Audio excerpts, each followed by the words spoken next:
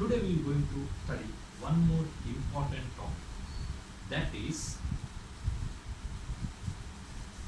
What is the silent features of national water policy?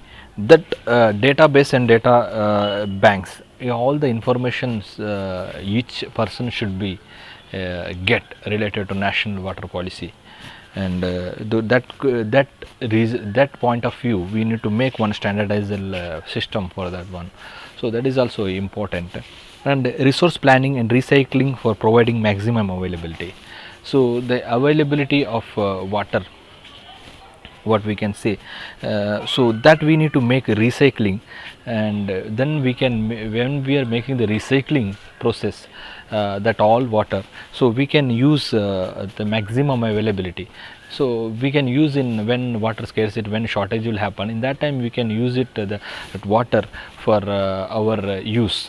So that we need to make one recycling process. Generally we are not going for recycling method in our Indian systems.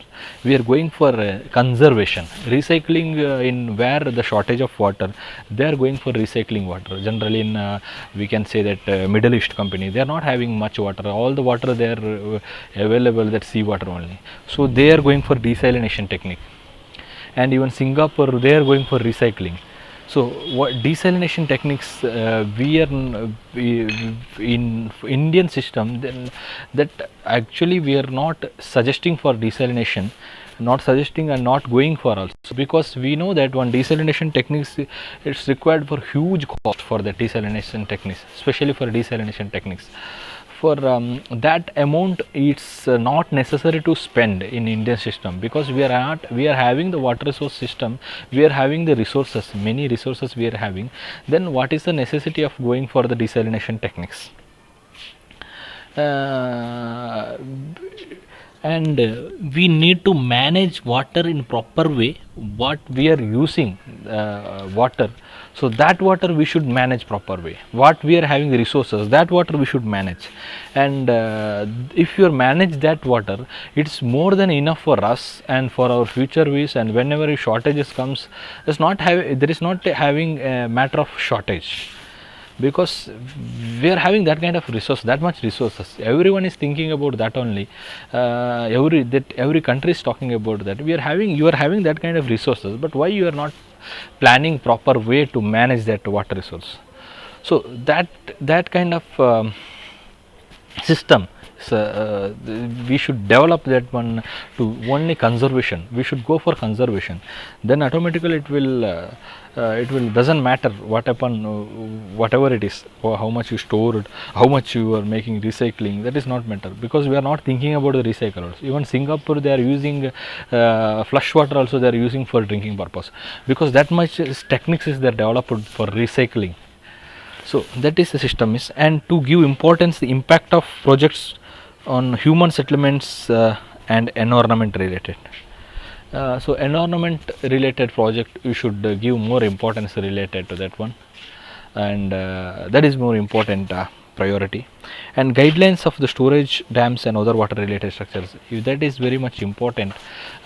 Storage of dams, the water we are storing, but we don't know how much water we can store and how much it's safer, because the dam, if you, that means that more submergences happens near of the areas because of the dam. So we need to develop that guidelines for, in that policy, to safer site. So regulate the exploitation of groundwater. So we said no, that one the privatism, it means the water is having in then private property, they are not listening our words. If they make some in water policy, some we are bringing some rules, so we can control, at least we can try to control, because that private property persons, they are not following any rules, because their water and they in their land, if you are they are having water, so we can't say you should take only this much water, you are not supposed to take more water, we can't say. So that kind of systems, that kind of some regulator is there, regulation is there. So we need to develop some regulation for that one. and we should develop some guidelines for the safety for what we can exploitation of groundwater. If you are taking more groundwater, automatically it will affect for near of the wells and near of the areas, and groundwater table also gradually decreasing.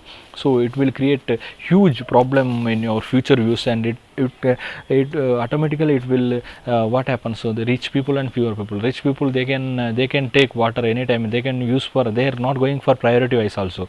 They are actually that we should give, sir, for drinking water. That people, some people are struggling related to the drinking water, they are not getting enough quantity of water to drink.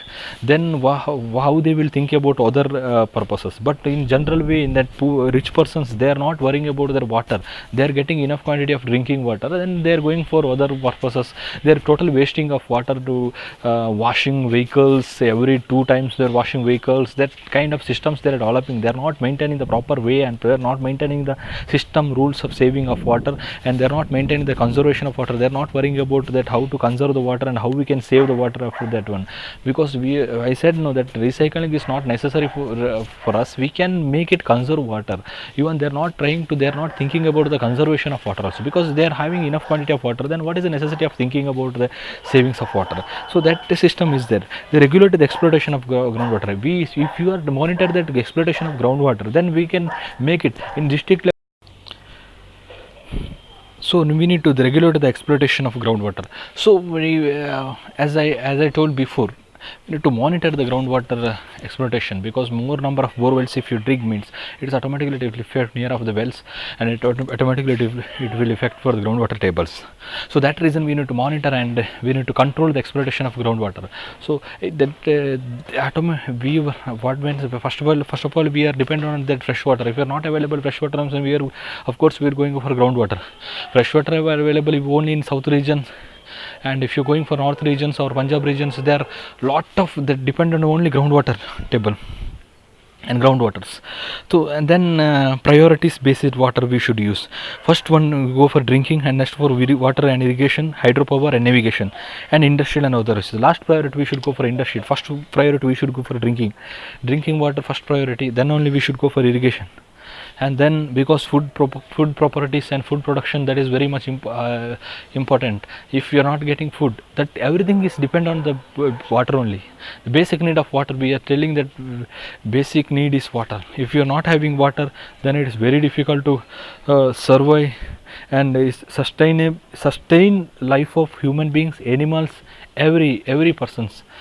ಯಾವುದೇ ಒಂದು ಜೀವಿ sustain ಆಗಬೇಕಾದ್ರೆ ನೀರು ಬೇಕೇ ಬೇಕಾಗ್ತದೆ. ಅದಕ್ಕೆ priorities ಏನು ಕೊಡಬೇಕಂದ್ರೆ ವಾಟರಿಗೆ first priority ಕೊಡಬೇಕು. ನೀರಿದ್ರೇ ಜೀವಿ ಬದುಕಲಿಕ್ಕೆ ಸಾಧ್ಯ ಇದೆ.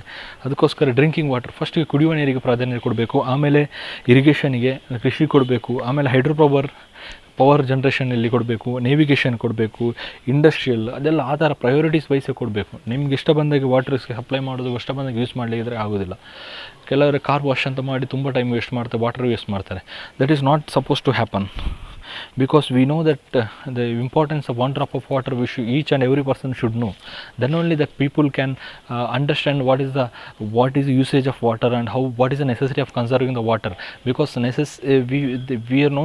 we don't know, when we are facing the problem of water, if you face very critical situation for water, then only the people get to know what is the usage of water, and how much water we can store, and how we can conserve the water. Everything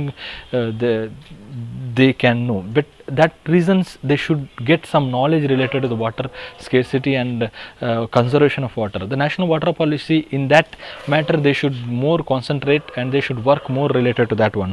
The national water policy should educate each and every person related to how to conserve and desalination, how the people are doing the desalination techniques in outside of the countries, how they are conserve the water, and at least the people can make rainwater harvesting structures in their homes near of a small pit, trench they make it, and they can use the rainwater, and they can utilize that water in for further use.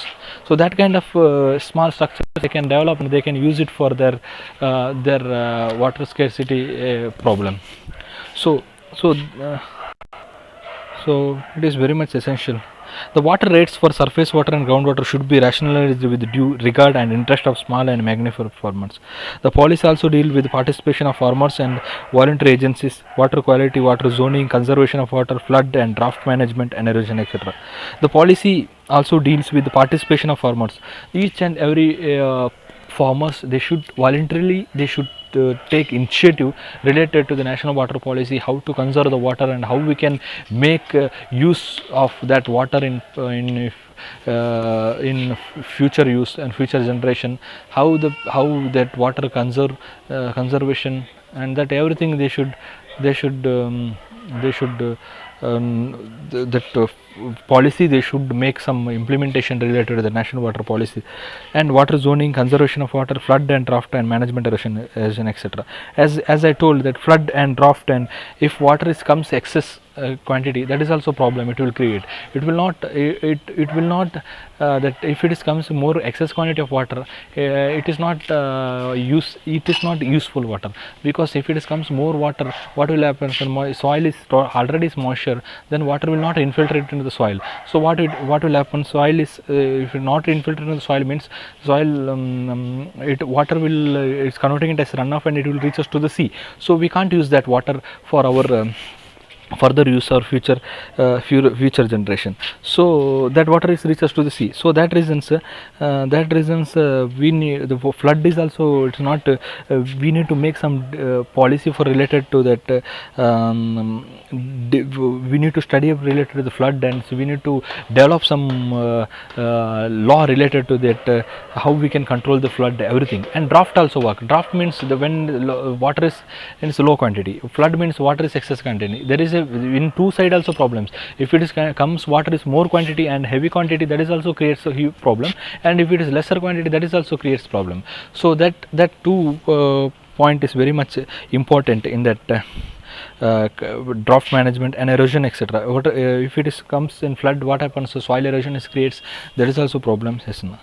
And this everything we need to study related to that one national water policy. Not only this much, and we need to study more related to the national water policy, and we should have some policy, we should develop some policy related to that, and we should control the systems proper way. Although groundwater is although the groundwater is a although groundwater is a community resource, but it's still perceived as individual property, and there is are inter-regional and interstate and intra-state and also intersectoral disputes in sharing of water. So that is also for national policy when proper policy is required. So national water bodies and drainage channels are being encroached upon and diverted for other purposes. We know that some industries are there encroaching the river sides. We know the almost when issues comes in South Canara region also, they are encroached in your Netravati river. They are built some one industry above the sea, above the river. So that means they are encroached a lot of places in the river. So that is what happens. It automatically it creates floods. So there is no chance to enter flow the river water. So what will happen? It will enter our land. So that is creates floods. So that is also problem, encroach. That also we need to develop some national water policy, how their people are encroaching the rivers. That is very much dangerous, and it creates, that is the main source of flood occurring.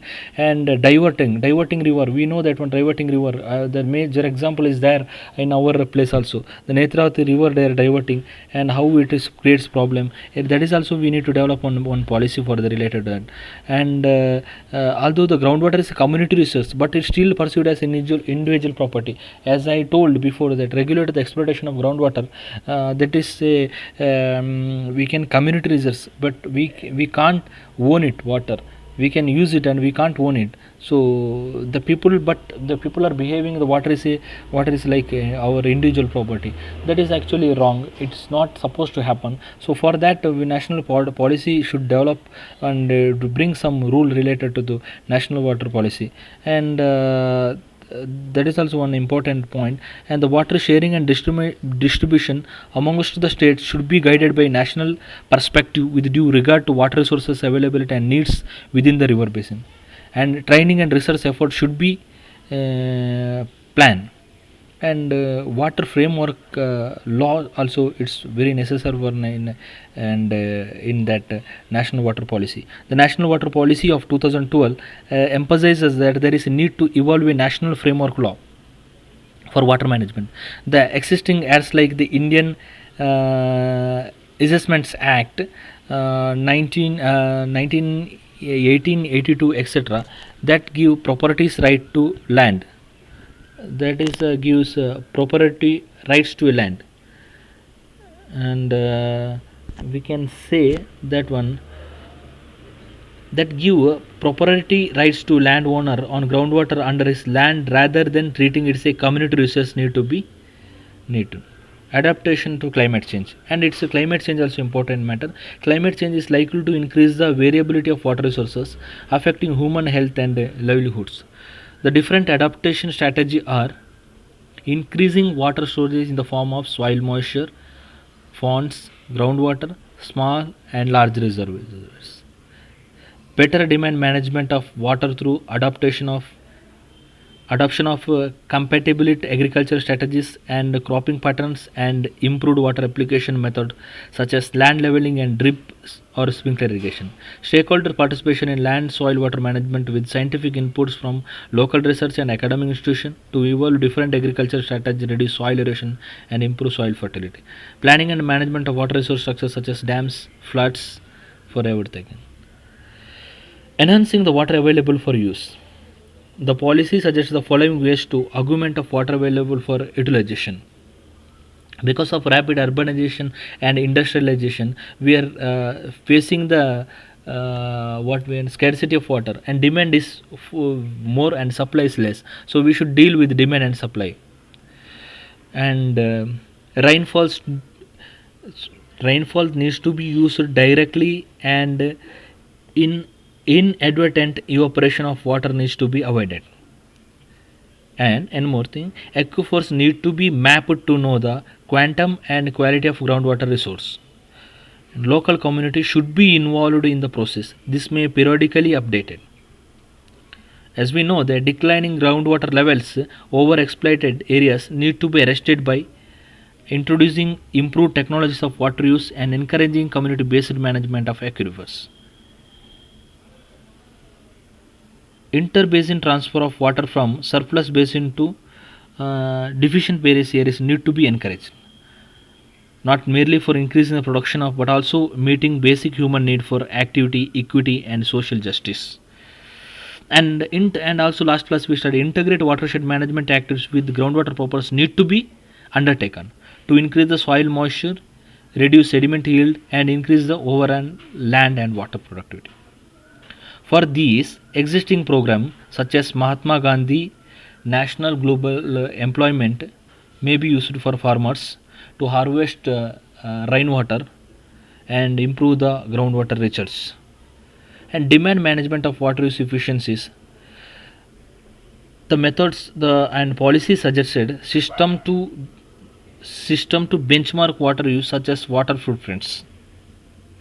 That is the method done, and water auditing should be developed.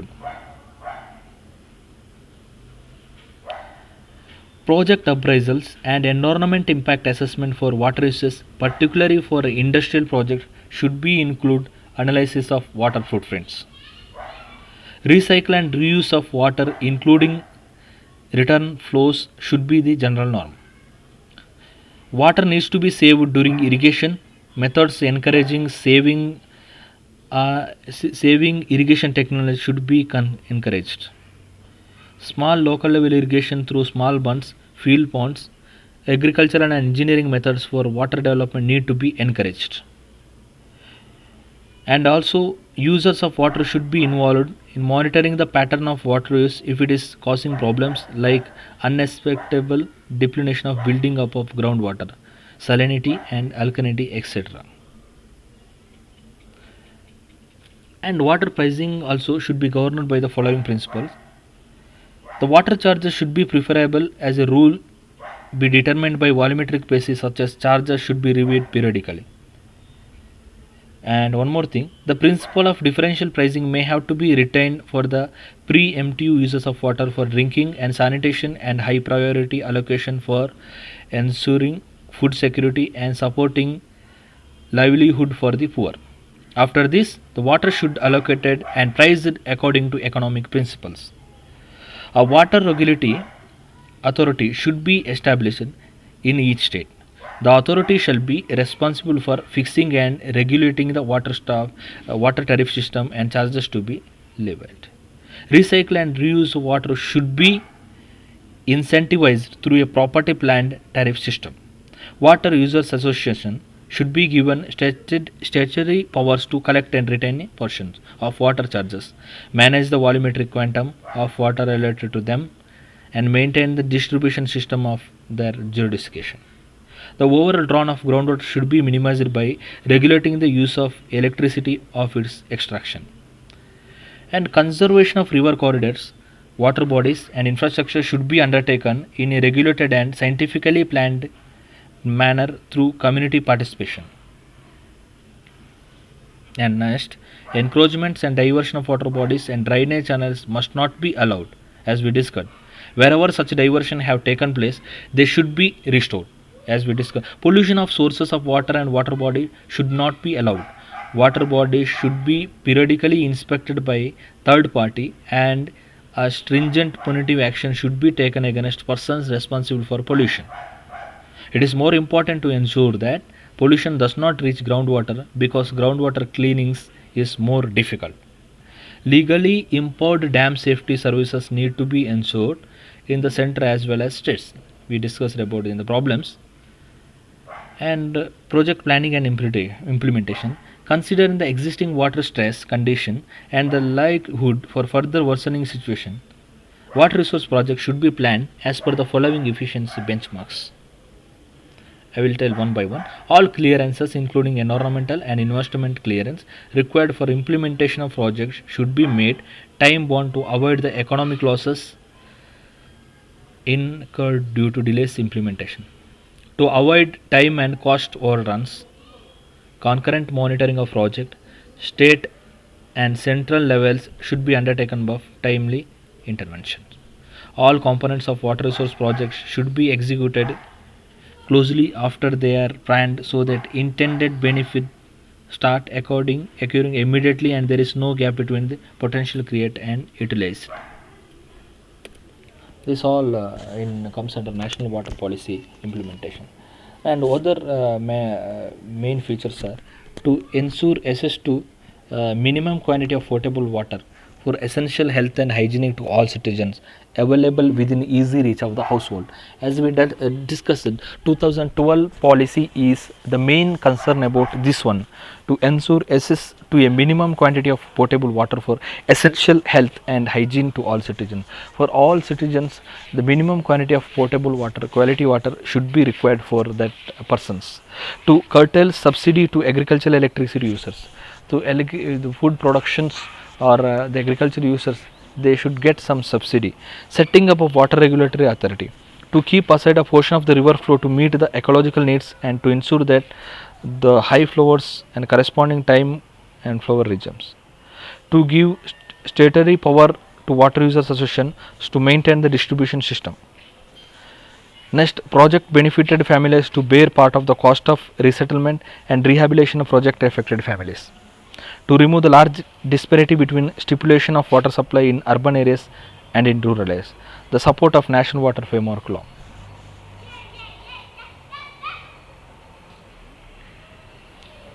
So,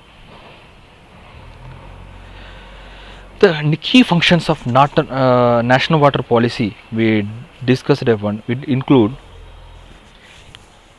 incentivize state governments to implement irrigation projects in reform mode. And next, lead the national aquifer mapping and groundwater management program. The third one, develop a location specific program for rejuvenation of rivers, etc. The committee proposed that national water policy should have 8 divisions. So before the key function of national water policy, what we discussed that one, incentivize state governments to implement irrigation projects to reform mode. So irrigation projects that when we are reforming that one, it will in the reform mode.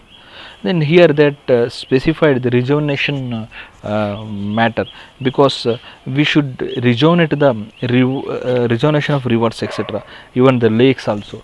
It will improve the conservation of water. So what is the necessity of rejuvenating means, when we are rejuvenating the lakes means it will, because when that wetlands, we can say the top surface is covered total of that leach or we can say then vegetation, small kind of vegetation that covered in the grass, covered in the top surface. So the oxygen content is not available in ecosystem of that lakes. So that water is not water is all anytime it's water is in the polluted condition. So we can't use that water in for our further use. So that reasons we need to rejuvenate the lakes. We can say that in South Kendra region only 150 lakes is there, but that in that 150 lakes, all the lakes is not in working conditions. All the lakes are dry condition. You just imagine what is the situation of our regenerating system, and what is the system of our just imagine what is the system of our conservation, how it is working, because the lot of systems, lot of we can say that conservation of water, if we can save it using this regenerating these lakes, but we are not concentrating related to that one. We can save it, that water, and we can use it for further. That only not conservation of water, it automatically it will recharge the groundwater also. The recharging the groundwater automatically it improve the groundwater table and increase the groundwater table, and it is very much useful to in shortage condition we can use that water, and groundwater recharge will takes place automatically. This is natural groundwater recharge, and we can construct artificial lakes also, that also increase in the groundwater recharge, and that is huge cost will takes place. It means already that lakes is having, we just regenerate the lakes, it will cost it's improved, but cost will increase, but automatically we can make it some rule, and we can save it the water in that systems. So this is the system is there, and irrigation management policy also we should develop for that one. So that reasons we need to, and here these are the systems, irrigation reform divisions. These divisions will assist states to focus on irrigation projects and improve the water management. River rejuvenation division. This division will help participatory institutions at various levels to implement region-specific programs of rejuvenating of rivers. We know that on Ganga rivers that how they are rejuvenating. So that is also one of the main policy and systems. That main problem is our human beings. They are not maintaining proper way of rivers, because river is our source. If we are having fresh water, and then we can maintain proper health. So but we are not thinking about that hygienic condition. So that reasons river rejuvenation division is important, and that frames the the committee proposed that the national water policy should have 8 divisions. In that, one division is river rejuvenate river rejuvenating divisions. So and we can say the rural the main reasons is what national water policy, what is lack of awareness. The rural people not aware of laws, and lack of participation. The people they make policy, they are not involved in that, especially in rural areas, because and where that rural people they can't read and write, so they are not involved in that national water policy. So and most of the place in bottom to top approach we should bring, because action plan to be prepared be implemented to higher authority. If because that is also natural, we need to develop that national water policy, that kind of systems is there. So in that according to this all we considering the committee proposal in the national water policy should they made different systems. In that systems they should consider all those things, what is the problems happens, because what we are studying the environment law, that is water control and water quality. It is studying and understand the water law, it's not easy. It is same almost studying the history of the society, and So that they reform that some divisions. One is river rejuvenation divisions. The divisions will help participatory institution at various levels to implement region and specific programs of rejuvenation of rivers.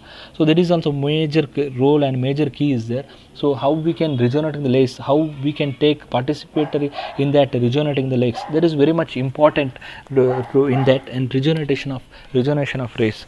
And aquifer mapping and participatory of groundwater management divisions.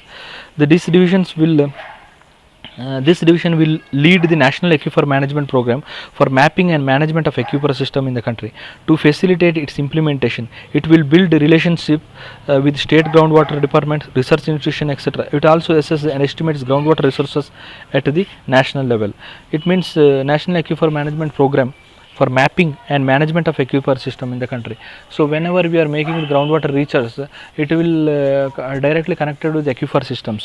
So aquifer mapping and participatory groundwater management division, this is they are having major role in that recharge